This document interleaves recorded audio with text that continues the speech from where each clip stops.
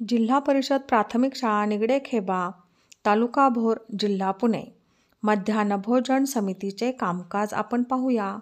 विद्यार्थ्यांनी आपापल्या समितीच्या सदस्यांच्या मार्फत नियम तयार करून त्याचे वाचन सुरू केले आहे. आमच्या नियम स्वच्छ हात धुणे, मुलांना नीट ओळीत बसवणे, रोज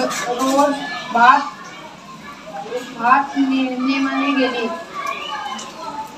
भात वाया घालवू नये. समितींनी फक्त नियमच ठरवले नाहीत तर नियम मोडणाऱ्यांसाठी काही शिक्षा देखील सुचविलेले आहेत आणि त्याही सर्वानुमते सर्वांना मान्य असणाऱ्या.